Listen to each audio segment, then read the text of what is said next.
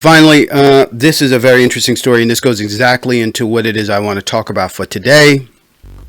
Um, it looks like, it looks like Exxon is in a war with its union, and they're fighting back. It's United Steelworkers Union, apparently. And this is today. This is what did I say? This is today. This is actually by Reuters. This is in USA Today, U.S. News and World Reports. I'm sorry, but it's an article that is by Reuters, as you can see right here. So they're just republishing it on their website. But anyway, in Houston, ExxonMobil Corp on Sunday told workers at its Beaumont, Texas refinery their 6-month lockout will end if they ratify the company's contract offer or remove the United Steelworkers Union, USW, as their representative. As we have told the union, the conditions which would end the lockout remain the same. The company will end the lockout when we have a signed ratified agreement, Exxon said in a message posted online. This has not changed, and anything said to the contrary is untrue. Additionally, if employees were to decertify, the company would return employees to work. Decertification is the process to remove a union from representing employees at a given location.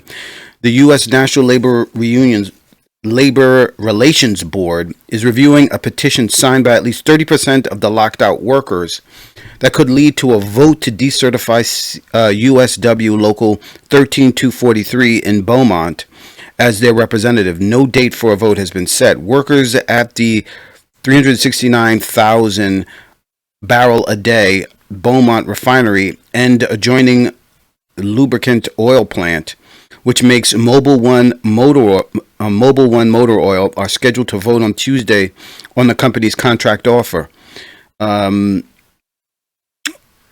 So it says Brian Gross, USW International Representative, said the company chose to begin the lockout on May 1st. The company asked, what has the union done? The union has helped with groceries, assisted with bills, and is now providing health insurance for all of the world-class employees at the multi-billion-dollar oil company. But the street, instead of bargaining in good faith for a fair contract, let me read that again. It says the union has helped with groceries, assisted with bills, and is now providing health insurance for all of the world-class employees at a multi-billion-dollar oil company put on the street instead of bargaining in good faith for a fair contract. The USW has urged workers at the refinery to reject the contract offer. In Tuesday's vote, the union filed a complaint with NLRB in June, alleging that the purpose of the lockout was to remove the union. Exxon said it began the lockout to prevent the disruption of a possible strike. So this is what's happening right now in America. They're calling it striketober or the Great Resignation. And I want to look at this sort of in two aspects, in two areas. One is, to some extent, what conservatives have said, the reason why they have been so against workers' rights over the years, so against unionization, so against so many different things. And the biggest way that I can think about this stuff is to talk about Alan Greenspan, because Alan Greenspan, who I think people at one point in time, and probably still do, certainly in Republican areas, consider Alan Greenspan one of the greatest Fed chairs of all time. And, he remained even during Clinton's time in office. And to some extent, he made a famous quote, and I'm actually going to read this, and then I'm going to read a sort of a counter-politifact, sort of a debunking of this. But basically, he's attributed to a quote that says one thing, but it's not exactly the quote, but the meaning is sort of the same. So the basic idea of conservative view of workers' rights and all is that there is value in keeping workers, meaning the American people, the worker class, in an unstable economic environment or in an unstable employment situation, so that they don't know, at any point in time, if they don't step in line, if they don't do what the employer wants, they could possibly lose their job, and they could possibly lose their home and their family and all that. Like that fear is a good thing. That's what the idea that a lot of people have attributed to Alan Greenspan, who is the conservatives' view on the conservatives' hero with respect to monetary policy. So I'm going to read this. This is from 1997. This is the New York Times, and this is written right after this famous quote that Alan Greenspan gives during a hearing.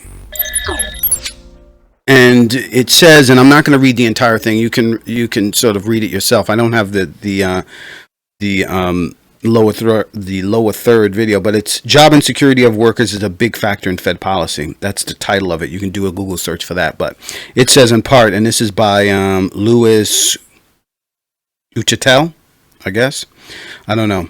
Sorry if I butchered your name, Louis. For months now, the Federal Reserve has been poised to raise interest rates, but has held off. Why? The answer lies mainly in what the Fed chairman, Alan Greenspan, describes as a powerful recent force in the American economy, job insecurity. In his testimony to Congress yesterday, he clearly elevated this insecurity as a major status in central bank policy. Workers have been too worried about keeping their jobs to push for higher wages, he said, and that this has been sufficient to hold down inflation without the added restraint of higher interest rates.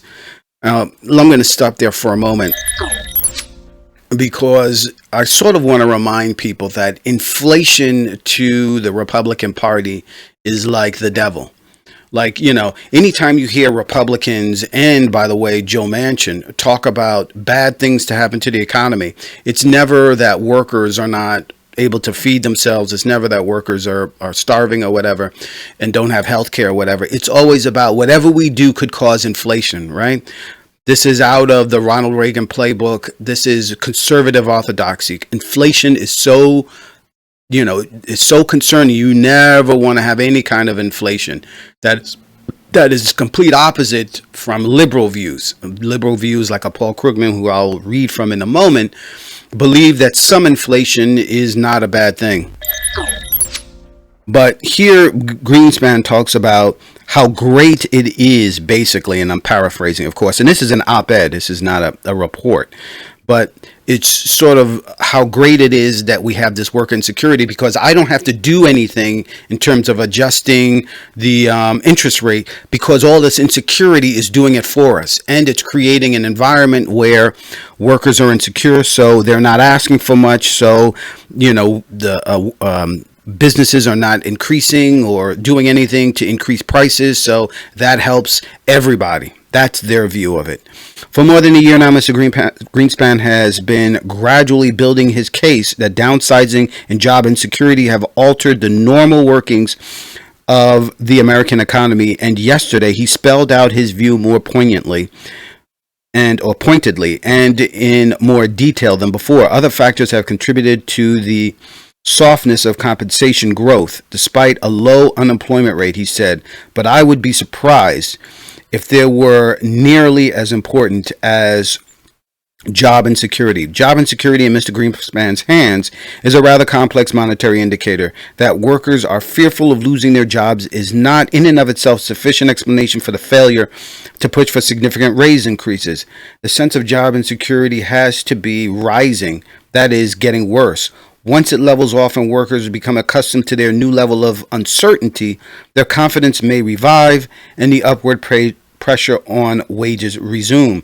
That is particularly true when the unemployment rate is quite low, as it is today, suggesting labor shortages that will foster greater competition for skilled workers. Inflation eventually rises as employers raise prices to pay for higher labor costs. Job insecurity is notoriously difficult to measure, and a lot of people think Mr. Greenspan may be tilting at windmills. Some labor economists like Henry Farber at Princeton University say there is no direct evidence that job insecurity is higher than it was. Many traders in the bond market, who always seem braced for the next outburst of inflation, are impatient with the Fed's focus on job insecurity. The whole concept has never sat well with Wall Street. said David Jones, chief economist.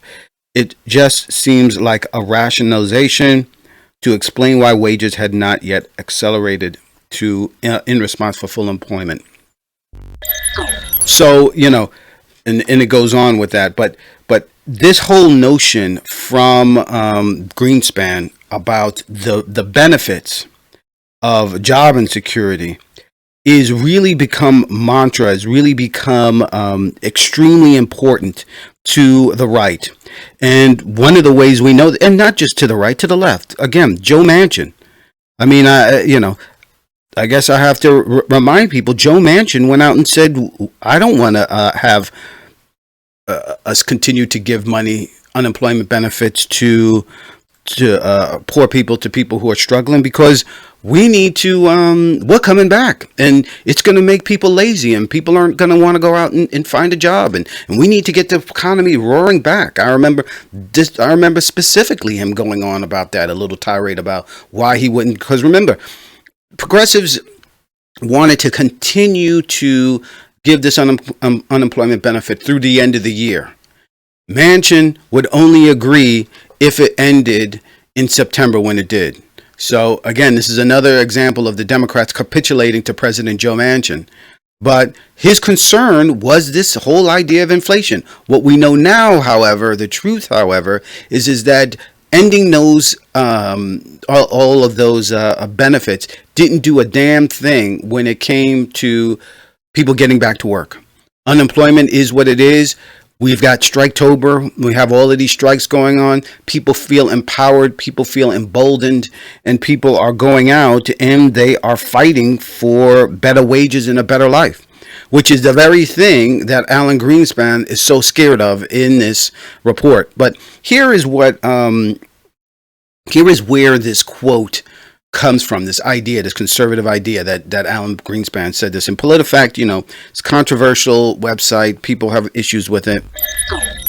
They're not always, they're not always clear on what it is, but they're calling this a pants on fire lie, basically, that Greenspan said this. And it's comes from a Facebook quote.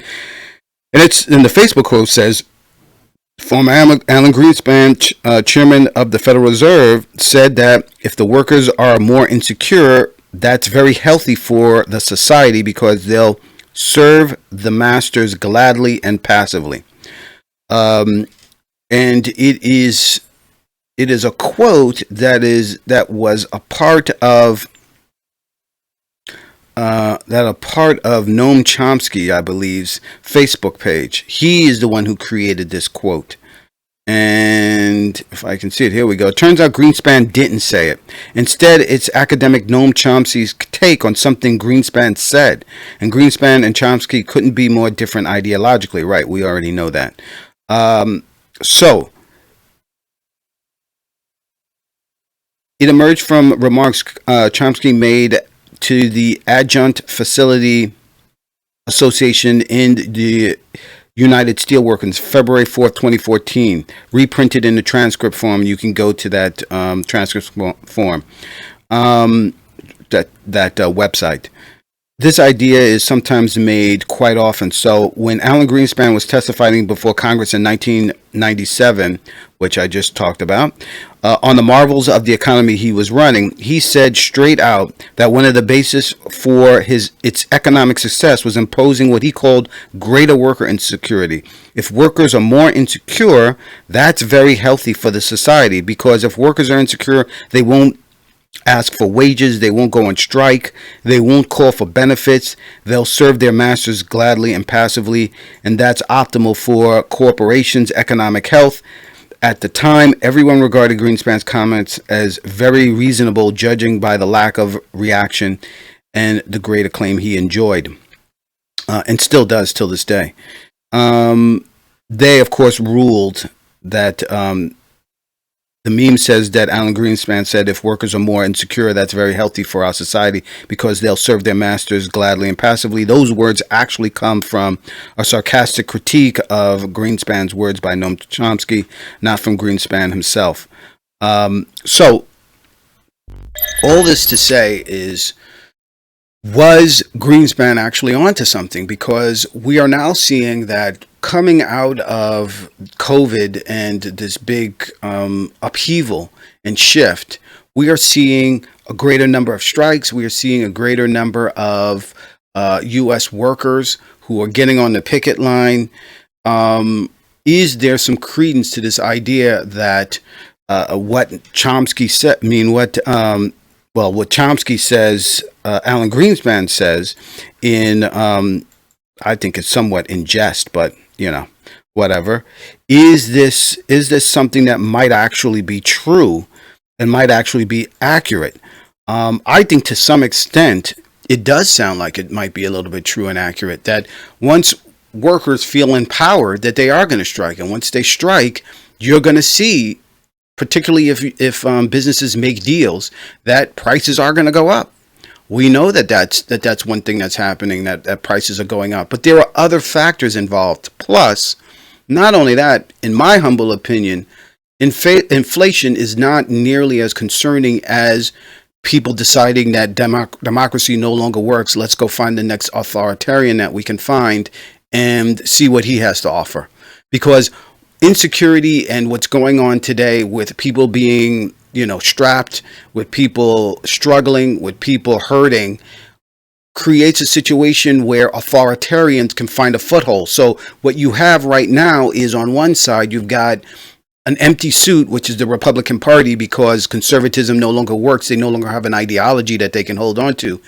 And a force that's willing to fill that vacuum, which is an authoritarian force, which, just like, and this is historic, just like has been said over and over and has happened over and over again, when you have these stresses going on in the economy, when people are no longer able to afford meals, no longer able to afford to go out to hang out with friends because they don't have money, they can't go to the movies, they can't. When these pressures begin to happen, they don't just want to go back to work. They don't just want to go back and sit around and work. What happens is they want to find someone to blame. And an authoritarian, and particularly someone who is a racist, is going to immediately go back to the people you need to blame. Is not the Fed policy, is not policies by these rich folks, by these corporations. It's the blacks, it's the Asians, it's the folks coming in out of our southern border, the Mexicans who are coming in and taking our good jobs.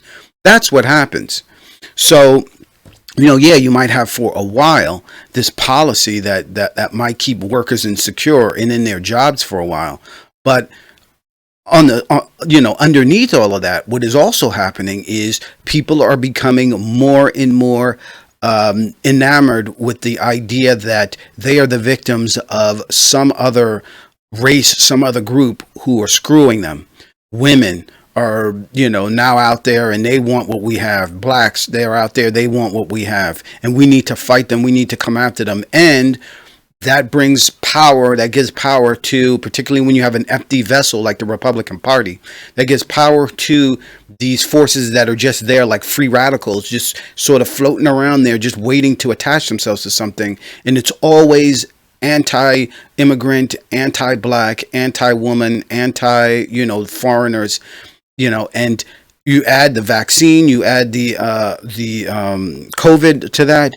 That's what ends up happening when you have worker insecurity, and then you have the economy sort of bottoming out and businesses having difficulty. That is the real concern. But Paul Krugman, he has an article where he goes into, and I think that Paul Krugman and Noam Chomsky are probably, ideologically very similar. And part of what he starts talking about is, in the aftermath of the 2008 financial crisis, the economy's problems were about inadequate demand. The housing boom had gone bust. Consumers weren't spending enough to fill the gap. The Obama stimulus designed to boost demand was too small and short-lived. In 2021, by contrast, many of our problems seem to be about inadequate supply. Goods can't reach consumers because ports are clogged. A shortage of semiconductor chips have crippled auto production. Many workers report that they're having a hard time finding workers. Many employers report they're having a hard time finding workers. Much of this is probably transitory, although supply chain disruption clearly lasts for a while, but something more fundamental and lasting may be happening in the labor market. Long-suffering American workers who have been underpaid and overworked for years may have hit their breaking point. Earlier in the pandemic, people compensated for the loss of many services by buying stuff instead. People who couldn't eat out remodeled their kitchens. People who couldn't go to gyms bought home exercise equipment. The result was an astounding surge in purchase of everything from household appliances to consumer electronics. Earlier this year, real spending in durable goods was up more than 30% above pre-pandemic levels, and it's still very high. The labor situation, by contrast, looks like a genuine reduction in supply. Total employment is still 5 million below its pre-pandemic peak. Employment in the leisure and hospitality sector is still down more than 9%, yet everything we see suggests a very tight labor market. On one side, workers are quitting their jobs at unprecedented rates, a sign that they're confident about finding new jobs. On the other side, employers aren't just whining about labor shortages, they're trying to attract workers with pay increases. Over the past 6 months, wages in leisure and hospitality workers have risen at an annual rate of 18%, and they are now well above their pre-pandemic trend. The sellers market on labor or in labor has also emboldened union members who have been much more willing to go than usual to go on strike after receiving contract offers they consider inadequate. What seems to be happening is that the pandemic led many U.S. workers to rethink their lives and ask whether it was worth staying in a lousy job too many of them had. For America is a rich country that treats many of its workers remarkably badly. Wages are often low, adjusted for inflation. The typical male worker earned virtually no more in 2019 than his counterpart 40 years ago. Hours are long. America is no longer a vacation nation, offering less time off than other advanced countries.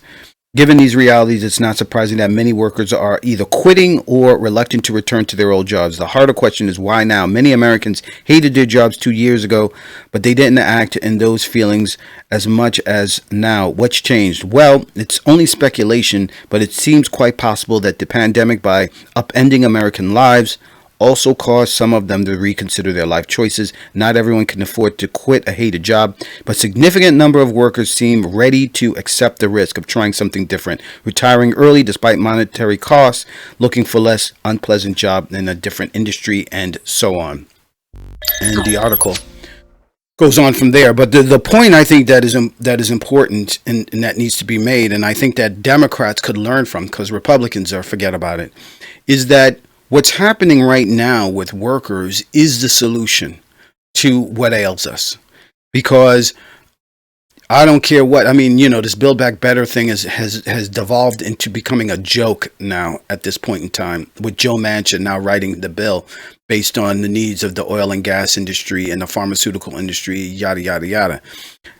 In my opinion, I think progressives should abandon this bill and just move on and run on negative partisanship, because, I just want to remind people, we got Obamacare done. Obamacare is popular now, but it wasn't then. And the Tea Party wave destroyed the Democratic Party, both on the federal and on a state level, almost to the point where we saw super majorities with Republicans, and we were almost going to see a situation where, the ability to amend the Constitution would have been in play for Republicans if one more state had fallen to Republican rule. So, just doing anything and just getting anything across the line is a media creation. It's something that the media is saying. But people who are smart and who have studied this stuff and have looked at this stuff need to recognize that we have to deliver for the American people. And right now, I wouldn't even touch this bill because it is terrible. It is just like what Obamacare was. And the problem with Obamacare was that Nancy Pelosi and, unfortunately, Barack Obama made the decision that they were going to get a half a loaf or get a whatever loaf, then try to fight for really getting what they ran on, really getting what was important. And the resulting bill turned out to be extremely unpopular. And it turned out a lot of the provisions wouldn't kick in until way down the line. So, this is going to happen again. If you push through this bill that nobody likes and that progressives hate, they're not going to want to go out and vote for you. However, if you let the bill settle and don't vote on something terrible and sit back and allow it to settle, meanwhile, work in 2022 and 2024 on negative partisanship. By that I mean vote against having another Trump or Trumpist or Trump-like acolyte, vote for democracy, vote for the vote, and vote for all these other things, you have a better chance. Plus, the Republican Party is having a problem on its own, by the way. 9%, there was a thing I tweeted out on my website, on Twitter, at Eric D. Small, where there's this report that 9% of Virginia voters are questioning sitting out on the 2022 and 2024. And Donald Trump went out and said for Republicans to not vote. So Republicans have a huge problem coming forward. Yes, they have to their advantage gerrymandering and all that. I have a feeling that that's not, a panacea either. I'm not going to talk about gerrymandering, redistricting on this podcast. Maybe I might do one on Friday. On Wednesday and talk about that. But they've got huge problems with voting right now because Donald Trump is a loose cannon who will do and say anything. And so it's not totally 100% in the bag. But one sure way to piss off Democrats is to push this bill and to try and run on getting anything and getting anything out there. But let me go into what is going on. This is from Chris Hayes' show, and I want to talk just a little bit about, and I want to show this video which talks a little bit about the unions that are going on strike. And then I'm going to read about IATSE, which just, averted a strike with Hollywood. However, the report out of Variety is that union members are not happy and they may not sign on to this, which would be unprecedented, I think. But first, let's look at this Hayes piece. You've probably heard there is a labor shortage in America, and you might have seen this statistic that a record 2.9% of the U.S. workforce, or about 4.3 million workers, quit their jobs in the month of August alone. Think of that, 3% of the entire workforce quitting in 1 month. Now, I've heard some people frame this as a bad thing for the economy and for President Biden. And there's some level which is true in the short term. Labor shortage is not great for businesses that are trying to hire to keep up their productive capacity. But take a step back here and look at the big picture. This is what worker power looks like. People deciding that they're not going to settle for the bare minimum in terms of wages and working conditions, which is why it should come as no surprise that workers in the frontline food and hotel industries are quitting at a rate double the national average, citing, among other things, poor pay, harassment from customers, a lack of proper training. Americans my generation and younger have never lived through a world in which workers have been particularly empowered in relations to their bosses and to capital. And it seems like we could be approaching one of those periods now. The American labor force is using this moment to its advantage. As of today, more than 10,000 employees of the tractor company John Deere are now on strike across 14 plants in 5 states, demanding higher wages, as the company is expected to report record profits.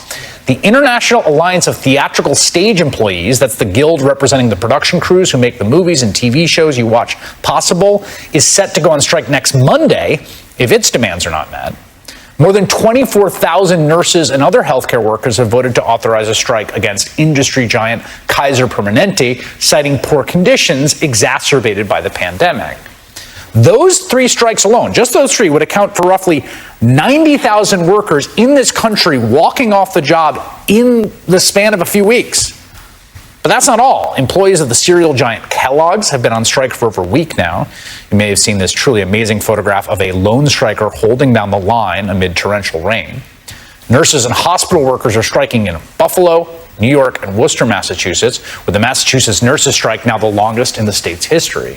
Coal miners in Alabama have been on strike since April, which is in addition to the successful strike by employees from snack companies Frito-Lay and Nabisco that happened this summer. It really does feel like a kind of a sea change moment in American politics, or at least something we haven't quite seen before recently. I often cite this graph here as an example of the waning power of labor in this country. The bar represents the number of strikes in each given year since the post-World War II period. You can see there were hundreds of major strikes a year in the 1950s through the 1970s, and then Ronald Reagan gets elected in 1980 on the back of a revitalized conservative movement. He breaks the air traffic controller strike quite famously. uses the newfound power and popularity to absolutely decimate collective bargaining in this country. And there you see it. Worker action takes a nosedive. I have two amazing people here to talk about that. Josh Idelson is a labor reporter for Bloomberg News and Business Week. Jane McAlevey is a labor organizer and the strike correspondent for The Nation magazine. She's author of A Collective Bargain, Unions Organizing, and the Fight for Democracy. Josh, let me just start with you from your reporting perspective, the answer to this why now question. So there are obviously some differences in these strikes and potential strikes happening, different sectors, places from Kellogg to Kaiser to smaller employers like Harvard. But there are some recurring themes and I think some important trends that are now colliding into each other. One is companies in many sectors right now are finding it harder to replace workers. And one of the ways that U.S. law and business structure and economics have changed to make strikes harder to pull off is by making it easier for companies to replace workers who go on strike. So that's an important thing about this moment. Second is living through the pandemic and working through the pandemic has been radicalizing for a lot of people in a lot of different sorts of jobs. Workers have shouldered new risks for their families as well as themselves by working. They have received political and public attention and support that they didn't before. And many have felt like for all their sacrifices, their companies then were not doing what they should be doing to keep them safe and to reward them. And third, in many cases, union members in the US have given up things that they had in their contracts the last time around or the time before that, where they've seen their working conditions get worse in ways recently. And so some of these fights are about trying to undo sacrifices from the past or trying to prevent new concessions. So these are in many cases defensive as well as offensive fights. Jane, you've been a practitioner and organizer for decades. What do you see here happening? What's your answer to the why now question? Yeah, I think a couple of things. One is I agree with everything that Josh just said, but I actually think it began before the pandemic. I think in 2018, we saw the beginning of a serious, we don't want to take this anymore. There were huge walkouts and strikes by teachers, right? Arizona, West Virginia, across the country, in blue states and in red states. Then there was the Marriott strike. So we had a round of private sector, huge strike against the Marriott Corporation. People said immigrant low-wage workers couldn't take on the world's largest hotel corporation, which Marriott is. And the Union Unite here, took them on and did it, right? With largely low-wage immigrant workers in an economy where it was easier to replace them. And they pulled off an incredibly impressive strike. And then we went into 2019, pre-pandemic, with the LA teachers walking out. There were 34,000 of them. Then the Oakland teachers went, right. And then the pandemic hit. So I think the frustration was something happening before. That's right. 2018 on that graph you showed, it was a small bar. Right, but it does go up, yes. But it does go up in 2018 for the first time in 30 years. So I think workers were already frustrated, angry, and in the way that Josh was talking about, angry about a lot of givebacks, a lot of ask for sacrifice at the same time that we're producing in the pandemic now a new billionaire in this country every 80 hours. That's the statistic. Josh,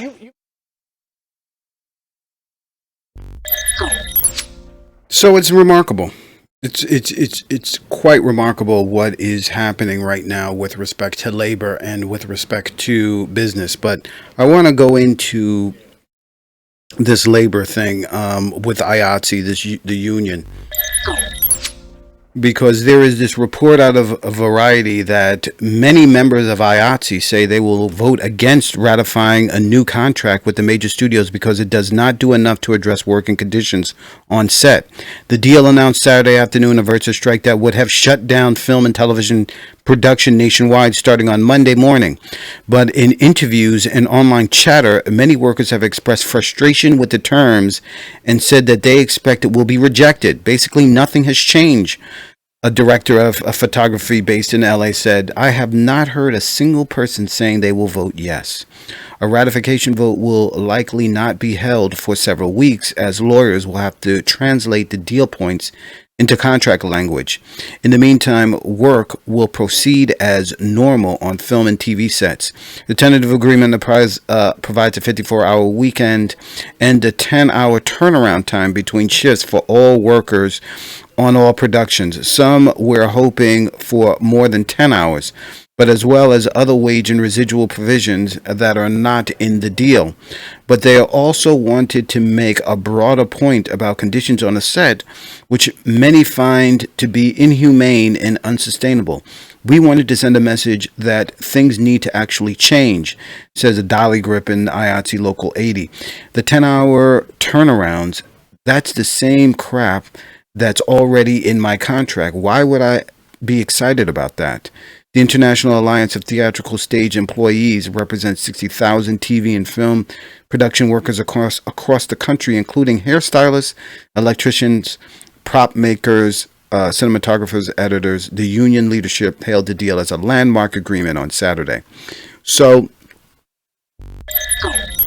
this is in part what unions are about.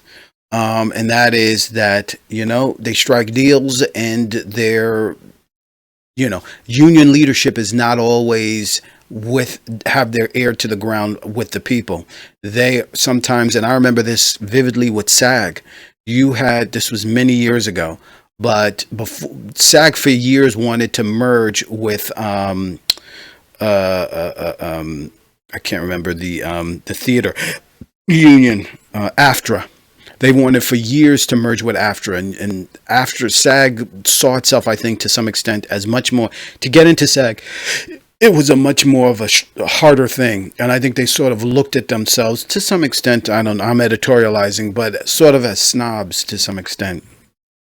And for years there was this battle about bringing the two unions together.